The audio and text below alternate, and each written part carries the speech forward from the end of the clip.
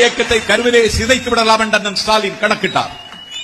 இன்றைக்கும் அவர் எடப்பாடி பழனிசாமி இடத்தில் முட்டுகிறாரே தவிர தாவேக்காவின் பெயரை சொல்லுவதற்கு ஸ்டாலின் தயங்குகிறார். அவருக்கு நாக்கு சுளுக்குகிறது. உனக்கு எங்கள் இயக்கத்தின் பெயரையே சொல்ல முடியவில்லை, எங்கள் தலைவரின் பெயரை உனக்கு உச்சரிக்க முடியவில்லை. இந்த மேடை கிடைச்சாலும் அந்த மேடையில் மைக்கு கிடைச்சிருச்சுன்னா உடனே கண்டபடி பேசுறது.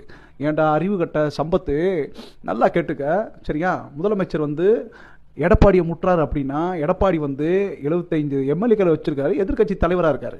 அவரை போய் முற்றாரு, அவர்கிட்ட பேசுறாரு, எல்லாம் பண்றாரு. ஏன் விஜயை சீண்டவே மாட்டேங்கிறாருன்னு சொல்ற? அட நாய, விஜயை சீண்டதுக்கு விஜய்லாம் ஒரு ஆளா?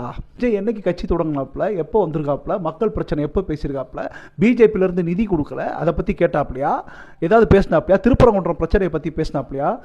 அட புறம்போக்கு நாஞ்சில் சம்பத்து, உனக்கு என்ன தெரியும்? நீ பாட்டுக்கு வாய்க்கு வந்தாலும் கண்டபடிலாம் பேசிக்கிட்டு இருக்க. தூக்கம் வரல அது இதுன்னு சொல்ற. தூங்காம உழைத்து கொண்டிருக்கிறவர் தான் எங்களது முதல்வர் முத்துவேல் கருணாநிதி ஸ்டாலின். அவர் எப்போ தூங்குறாரு, எப்போ வேலை பார்க்குறாரு தெரியுமா?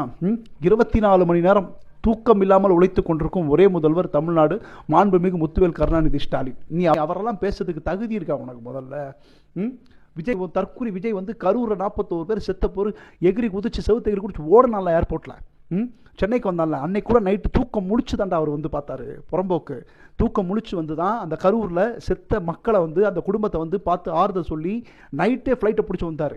தலைவன் தற்கூரி நைட்டே ஃப்ளைட்டை பிடிச்சி சென்னைக்கு ஓடி போயிட்டான். இவன் ஒரு ஆள் மயிருன்னு அவனை பற்றி நம்ம பேசணுமா? முதலமைச்சர் நீ சொல்கிறதெல்லாம் பேச மாட்டார் சரியா.